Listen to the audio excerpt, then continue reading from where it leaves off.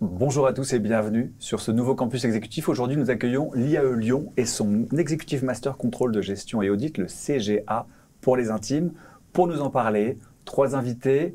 La première, la responsable pédagogique du Master CGA, Sandrine Vivian, accompagnée de 2 de ses anciens étudiants, anciens apprenants, Fabrice Almanzi, diplômé du Master CGA en 2022, ainsi que Magali Degnaud, diplômée également en 2022. Ils sont tous les 3 là pour répondre à mes questions. Mais avant cela, on commence avec l'instant corporate.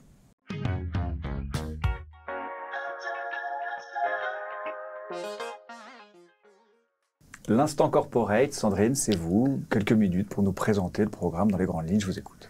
Alors, la fonction contrôle de gestion est une fonction clé au sein de l'entreprise. Elle assure l'interface entre la direction et les opérationnels. Les métiers du chiffre sont très chahutés en ce moment de par l'IA, la responsabilité sociale des entreprises. Donc, les objectifs du CGA, comme vous l'avez dit Guillaume, pour les intimes, c'est à la fois acquérir donc des connaissances, des savoir-faire et surtout du savoir-être. Merci. Alors, ça va être ma première question. La définition du contrôleur de gestion selon l'IAE. Donc, on l'a aussi, on va la creuser un peu plus.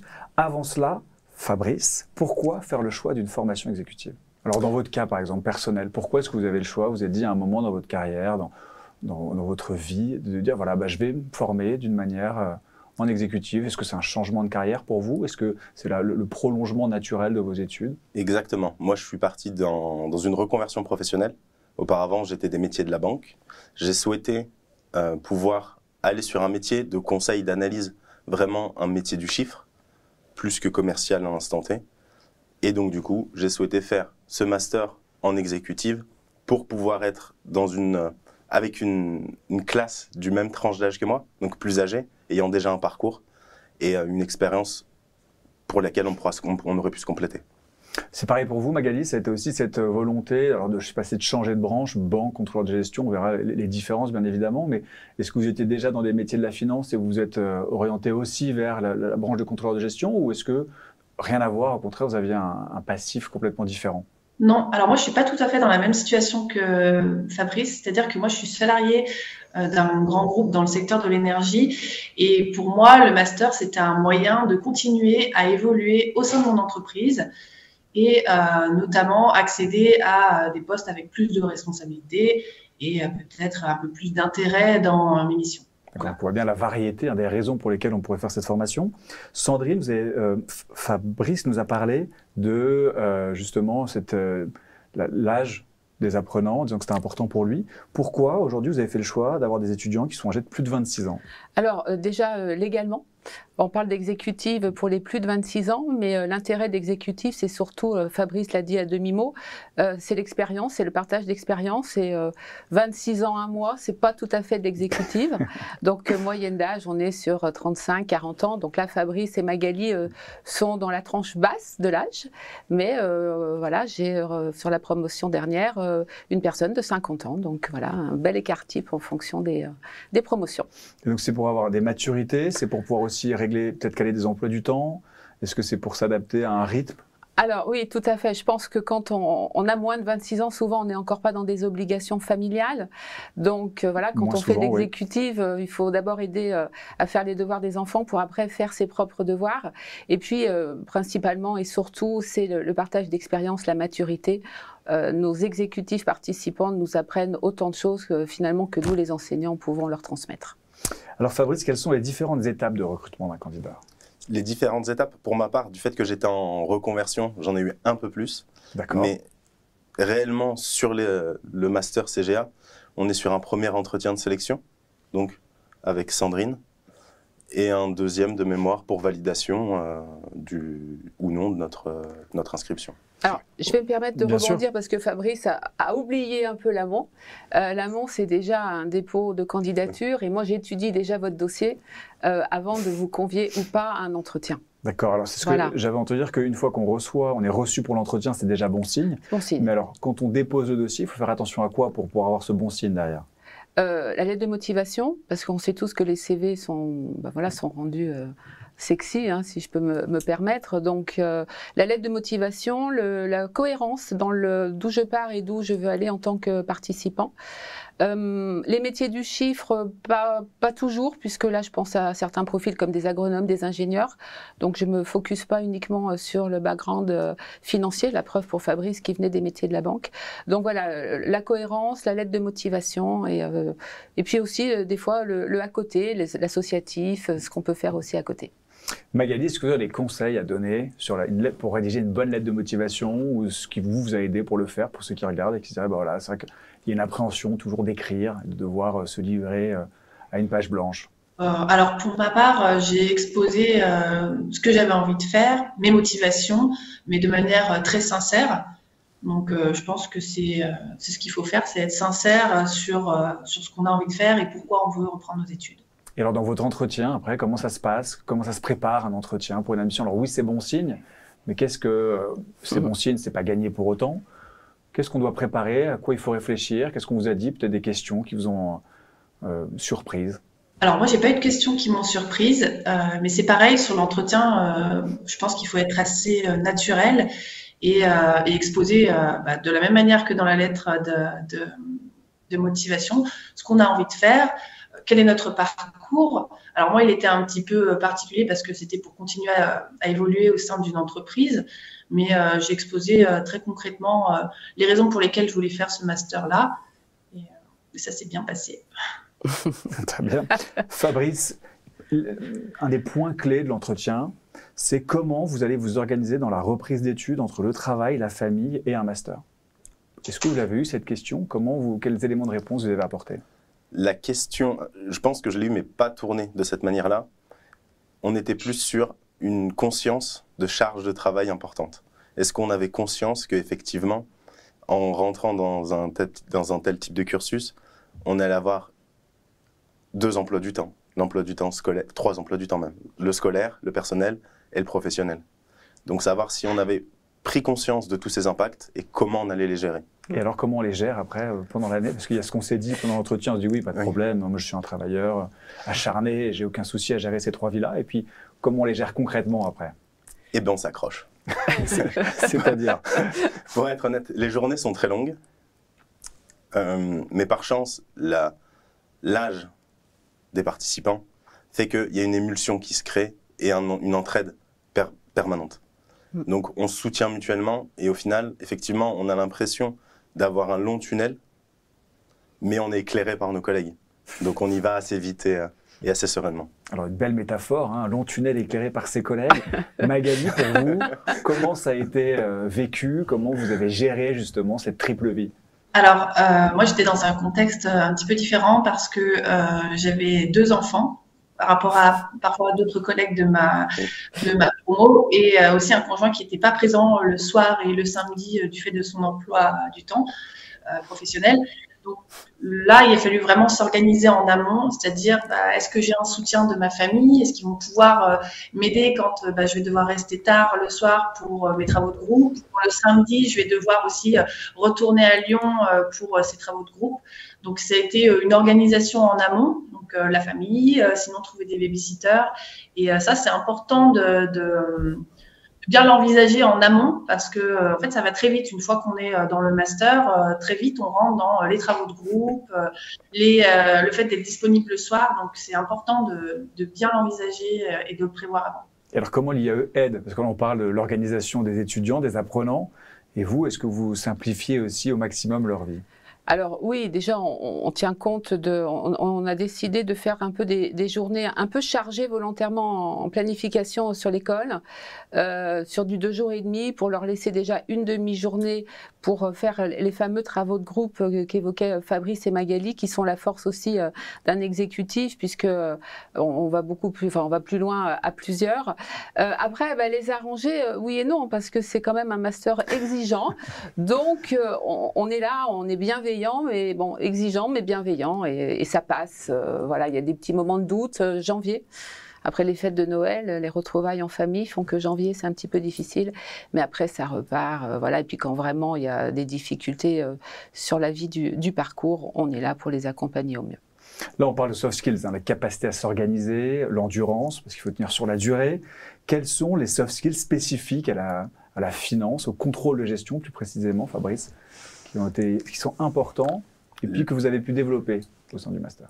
Je pense une bonne communication pour pouvoir réussir à amener les conclusions qu'on a pu tirer de l'analyse des chiffres et un savoir-être avec tous les opérationnels, puisqu'au final, le métier du contrôleur de gestion a totalement changé.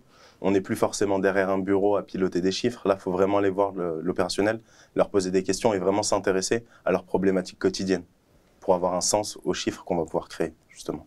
Et alors, vous avez développé au sein du CGA? Exactement. Comment? À travers des cours spécifiques, juste à travers les exercices de fait, parce qu'on travaille en groupe et donc on apprend à communiquer, ou il y a un focus à cet endroit-là? Les deux. Beaucoup de travail de groupe, beaucoup de psychologie et de mentalité différentes, donc il faut pouvoir réussir à tous bien échanger, mais aussi on a des cours effectivement de communication et certains jeux de rôle qui nous obligent à sortir un petit peu de nos baskets pour s'auto-challenger au final. Et des jeux de rôle, peut-être soyez plus précis, des jeux de rôle. Je vais laisser Sandrine en parler. Sandrine va nous parler des jeux de rôle, alors allons-y. Je vois que Magali rigole aussi. En fait, Guillaume, vous avez posé une question essentielle. Le contrôleur de gestion de 2023, 2024, 2025 n'est plus le contrôleur de gestion d'avant. Et je dirais qu'il y a deux compétences clés du contrôleur de gestion aujourd'hui, c'est la pédagogie et la communication. Donc, ce que veut dire Fabrice, mais on ne va pas tout divulguer, c'est que oui, je les mets un peu dans des situations hors cadre où ils doivent communiquer. Voilà, on fait du design thinking, donc les méthodes nouvelles d'innovation. Et puis, effectivement, en fin de parcours, ils doivent venir faire une plaidoirie.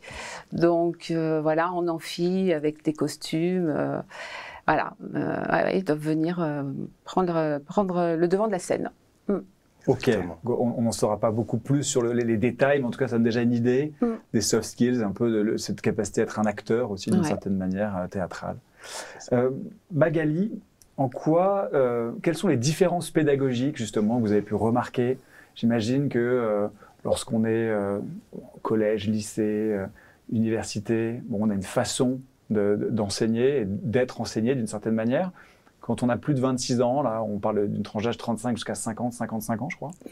Comment on enseigne à des personnes, justement, adultes qui jonglent entre 3 ou 4 vies? Alors, je pense que sur l'enseignement qui nous a été apporté, il est effectivement adapté à notre âge, à nos expériences professionnelles, parce que forcément, quand on sort du lycée, on n'a pas ce regard professionnel qu'aujourd'hui, dans le master, on a. Donc, c'est adapté à notre passif. On a la recette magique à l'IAE de Lyon. Voilà, quelle est la recette magique? Quelle différence on remarque surtout? Oui, c'est que, il y a de nombreuses études de cas, c'est de la pratique. Alors, il y a de la connaissance, mais je le disais tout à l'heure en introduction sur la question corporate, Guillaume, on fait pratiquer le contrôle de gestion. Il y a une théorie qui est le triangle de Felder en pédagogie et on ne retient que 10% de ce qu'on entend et de ce qu'on voit. Donc, nous, on va essayer d'aller sur les 90% qu'on doit retenir en faisant, en pratiquant. Donc en fait, les journées passent vite parce qu'ils font des études de cas, pratiquement des vraies études de cas apportées par le tissu économique français ou un peu plus en Rhône-Alpes. Pendant la question experte, pendant l'instant corporate, vous aviez parlé de l'intelligence artificielle et c'est l'objet de la question experte.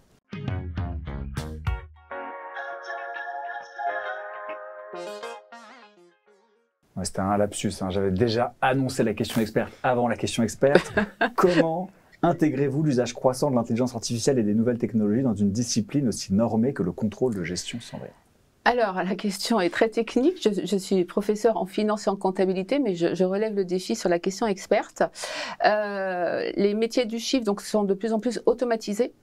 Donc, qu'est-ce qu'on a mis de plus dans le CGA? Bien justement, on a mis du système d'information avec de la data, avec la pratique de business object, de business intelligence, excusez-moi, donc tableau et puis un autre, Fabrice aide-moi, c'est sur IBM, c'est business object, voilà. Merci Fabrice. Donc, merci Fabrice. Donc voilà, on est monté dans les maquettes sur les heures justement de pratique du système d'information. Donc c'est pris en compte, c'est tenu en compte. On en est obligé. Enfin, c'est essentiel. Et après, le contrôleur de gestion devra justement être là pour analyser les chiffres communiqués par l'IA, parce qu'il y a quand même des dangers. Il y a des opportunités avec l'IA, mais il y a aussi un peu des dangers derrière. Donc, être en capacité de garder cette prise de recul et de savoir si les chiffres communiqués ou les analyses sont pertinentes et adéquates. Il faut poser des garde-fous, absolument. Tout à fait. Et je pense que le contrôleur de gestion sera le garde-fou dans les années à venir. On parle de soft skills, on parle de communication, on parle de théâtralisation. Donc on essaie de s'échapper. Non, mais je caricature, mais vous avez compris. On essaie de dire voilà, le contrôleur de gestion, c'est pas juste des chiffres, c'est aussi ça qu'on prend, dont on parle. Et il y a aussi l'international. Et alors Magali, à part le tourisme, quelle est la valeur ajoutée du séminaire professionnel international? Le séminaire international, alors l'objectif, je pense, c'était de voir si on savait se débrouiller dans un contexte professionnel sur d'autres langues. Alors c'est vrai que, en tout cas pour moi, je ne peux pas le mettre à profit au sein de mon entreprise parce qu'on parle exclusivement en français. Par contre, je pense que pour d'autres personnes, ça leur permet de se mettre un petit peu en condition pour voir comment ils auraient pu réagir dans le contexte professionnel. Fabrice, peut-être un retour d'expérience sur le séminaire international? Le séminaire international, c'est une semaine. Vous avez aussi le droit de dire que c'était une bonne ambiance, que c'était très sympa. Exactement. On ne vous en voudra pas, mais je veux dire, j'imagine qu'il y a d'autres choses, mais ça fait aussi partie de l'expérience. Le séminaire international nous permet, parce que sur le séminaire international, on est mélangé à plusieurs cursus, donc plusieurs types d'âge, plusieurs masters, dont des plus jeunes qui ont d'autres techniques pour travailler. Et surtout, ce qu'on n'a pas précisé, c'est que le séminaire international, c'est un sujet qu'on choisit au préalable. Moi, par exemple, c'était l'entrepreneuriat. Donc, c'est vraiment un sujet qui peut nous permettre de sortir aussi un petit peu du contexte pur et dur du chiffre pour le relier par la suite. Peut-être nous expliquer justement quel est le concept, qu'est-ce qui se cache derrière le séminaire international. Tout à fait. Alors, la particularité à l'IAE, c'est que tous les M1 et les M2 sont tous ensemble sur ces séminaires internationaux. Plus de 200 enseignants du monde entier viennent sur site, parce que même avant Covid, en fait, certains, comme tu le disais, pouvaient partir à l'étranger, mais on fait venir surtout principalement les 200 enseignants sur la France.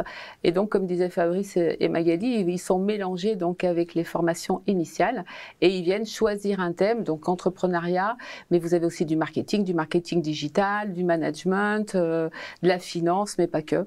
Donc voilà, ils choisissent sur quelle thématique ils veulent travailler en langue allemande, anglaise, espagnole. Ils choisissent leur langue également. Magali, comment est intégrée l'éthique? On parle d'intelligence artificielle, on parle de séminaire international. Est-ce que la notion d'éthique est importante au sein de l'IAE Lyon et du CGA? Oui, comme pour toutes les formations, effectivement. Après, je pense qu'en termes d'éthique, ce qu'on a essayé, en tout cas, de nous donner, c'était le fait de travailler en groupe, travailler en collaboration avec nos collègues. Et je pense que, de toute façon, les personnes qui n'étaient pas dans ce mood-là, j'ai envie de dire, ça se voyait tout de suite. Donc, on était forcément obligé de coller un petit peu aux valeurs qu'on voulait donner. Oui. Vous voulez rebondir, Sandrine? Oui, je voudrais interagir là sur votre question. Guillaume, peut-être que derrière le mot éthique, on pourrait prendre le sens plus large de la responsabilité sociétale des entreprises. L'IAE a bien sûr des valeurs fortes, intégrité, donc notamment l'éthique, je pense au plagiat qui peut être tentant. Vous avez parlé d'intelligence artificielle tout à l'heure. C'est là où, ça y est, notre logiciel anti-plagiat sait détecter déjà GPT-3, 4, ça va peut-être arriver, on verra dans les années qui viennent. Et donc pour revenir sur la dimension RSE, là aussi un vrai enjeu pour les métiers du contrôle de gestion, avec toutes les directives européennes qui sont en train de tomber au jour le jour sur les critères extra-financiers. Donc là, de belles opportunités et une mise à jour des maquettes prochainement sur le CGA par rapport à toutes ces nouvelles normes qui vont arriver. Fabrice, un conseil pour tenir sur la durée. Comment, si aujourd'hui, alors une autre manière de poser la question serait de vous dire si vous pouviez vous donner un conseil en 2021 avant votre rentrée, et vous dites là c'est quelque chose que si je me l'étais dit avant cette rentrée, ça m'aurait vraiment aidé. Peut-être plus s'organiser entre nous, parce que c'est vrai que des fois on avait tendance à finir des calls à 22h, où là on a peut-être un peu dérapé, mais plus se laisser confiance en nous-mêmes et en nos collègues, bien scinder les tâches, on met en commun et après on retravaille ensemble. Comment est l'ambiance? Vous avez dit alors un long tunnel éclairé par nos collègues, on peut imaginer que l'ambiance est excellente, Mais autrement, quand on a entre 35 et 50 ans, il y a des mamans, il y a des anciens professionnels, des reconversions, peut-être des gens qui sont au chômage, qui justement cherchent dans la formation la possibilité de trouver un nouveau souffle à leur carrière. Quand on est tout ce monde mélangé ensemble, comment est l'ambiance? Qu'est-ce que ça donne même comme soirée, comme je ne sais pas si on se retrouve? Il y a un point qui est important, c'est que cette année d'études, c'est une année choisie et pas subie. Parce que c'est vrai que quand plus jeune, on subit un petit peu l'école. Donc là, c'est choisi, donc on a beaucoup plus d'entrain à faire tout ce qu'on fait. Donc beaucoup plus d'entrain à l'école et après l'école. Donc c'est toujours on a eu l'occasion de faire quelques soirées, d'avoir quelques moments ensemble pour faire autre chose que travailler. Et on s'est tous bien entendus. Est-ce que les anciens, Magali, sont présents aussi? Donc là, on voit que vous êtes de la même promotion. On a pu voir sur ce plateau que vous étiez complices, que voilà, vous connaissiez. Quand je vous pose une question, ça fait rire Fabrice qui se dit « Ah, je sais si elle va aimer ou pas cette question ». Au-delà des questions que je peux vous poser, de la complicité qu'il peut y avoir entre tous les deux, est-ce que les autres générations de CGA se parlent et s'aident aussi? Alors nous, sur notre promo, on n'a pas forcément eu de contact avec les anciennes générations.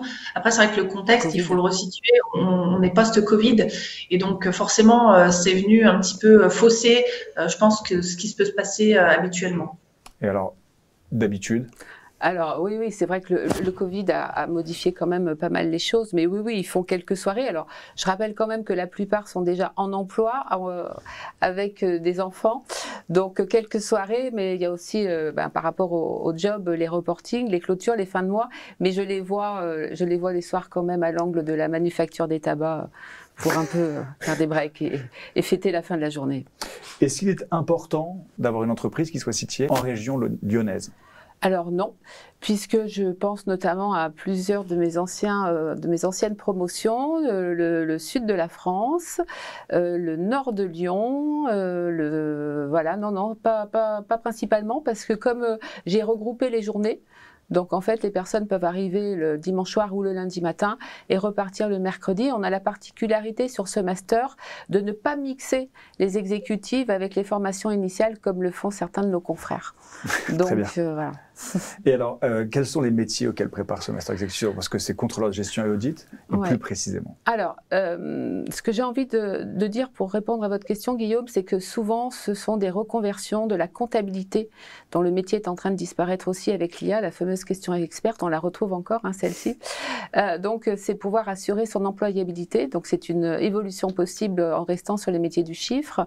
Ensuite, le petit A de audit a tout son sens puisque c'est l'audit interne, donc tout ce qui est procédure. Donc là aussi, ça peut être un nouveau métier pour nos participants. Vous avez donc des contrôleurs de gestion opérationnelle, donc en filiale, des contrôleurs de gestion au siège.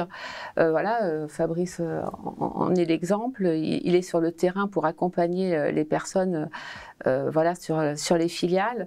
Donc voilà, je pense que qu'est-ce qu'on a eu d'autre comme évolution dans votre promotion? Je demande un peu à Fabrice et à Magali, donc des passages cadres, des évolutions. Ouais, beaucoup d'évolutions en fait, voilà, avec une extension de périmètre, tant en nombre de personnes, mais aussi en responsabilité. Je vois Magali qui fait oui de la tête. Ça aussi, c'est déjà des belles évolutions en fait de carrière. C'est faire aussi exploser pour certains le plafond de verre. Vous savez, cette chose-là qu'on a au-dessus, on progresse plus, on ne sait pas pourquoi. Et puis, l'executive master donne les clés et donne ces nouvelles possibilités. Le turbo dont on avait besoin. Ouais. Magali, quel changement vous avez constaté? Comme vous hochez la tête, quel changement personnel vous avez constaté sur votre carrière? Qu'est-ce que ce master exécutif vous a permis que vous n'auriez pas eu sans ce master exécutif? Alors, moi, je rentre totalement dans le cadre que donnait Sandrine avec le passage cadre, parce que dans l'entreprise dans laquelle je suis, c'est un petit peu comme ça. On doit passer un jury cadre au sein de l'entreprise. Après, l'idée, c'est soit de reprendre nos études, soit de faire une formation en interne. Mais pour moi, la vraie plus-value du master, c'est que j'ai vraiment appris de nouvelles choses avec un œil extérieur à celui de mon entreprise. Donc ça, c'était un plus. Et ça, finalement, j'ai pu un petit peu confirmer les choses que j'avais envie de mettre en place. Et puis, ça m'a donné peut-être un peu de légitimité auprès de mes collègues ou de mes managers. Gagner en légitimité, gagner en confiance en soi aussi, hein, briser ce plafond de verre, c'est tout ce que l'on peut faire grâce au CGA. Il nous reste encore quelques minutes pour en discuter à travers le mot de la fin.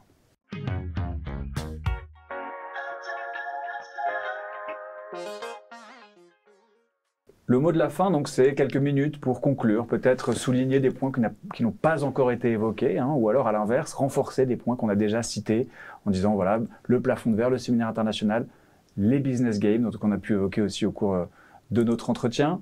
Fabrice, je vais vous laisser commencer. Quelle serait votre conclusion? La conclusion sur ce master, c'est si vous êtes motivé, il faut y aller. Simplement, parce qu'on apprend tout est concret. Absolument, l'intégralité des matières sont concrètes, sont utiles et sur l'avenir nous permettront de développer une compétence. Donc l'efficacité, la synthèse du contrôleur de gestion, si vous êtes motivé, il faut y aller. Hein. Comme ça au moins, on a dit l'essentiel, on ne verbille pas. Magali? Pour moi, le mot de la fin, ce serait se dire que le master, finalement, c'est pas une fin ou un aboutissement, c'est le début de l'après pour votre carrière. Et si je pouvais donner un dernier mot pour les personnes qui hésitent à se lancer, c'est allez-y, forcément, il y aura du positif qui va ressortir de là. Et préservez-vous, cloisonnez les moments école, les moments pro et les moments perso, et tout ira bien. Et vous savez de quoi vous parlez, hein, c'est une maman de 2 enfants qui vous donne ce conseil. Sandrine? Alors, ils ont déjà dit des belles choses, hein, mes 2 alumni. Alors moi, j'ai envie de donner une citation d'un anonyme que j'ai trouvé sur Internet. Donc, comme il est anonyme, je ne peux pas citer, mais je l'aime beaucoup par rapport à notre métier. Ce qui fait qu'on est là aujourd'hui. Le monde n'appartient pas à ceux qui savent, mais à ceux qui continuent d'apprendre. Voilà, j'aurais envie de conclure avec cette phrase, Guillaume. Merci Sandrine, c'est très clair. Le monde n'appartient pas à ceux qui savent, mais à ceux qui continuent d'apprendre. Si vous souhaitez continuer d'apprendre et à posséder le monde, c'est à l'IAE Lyon avec son master exécutif contrôle gestion audit. Merci Fabrice, merci Sandrine, merci Magali, merci à tous les 3 d'avoir répondu à toutes mes questions et on se retrouve très prochainement sur Campus Channel.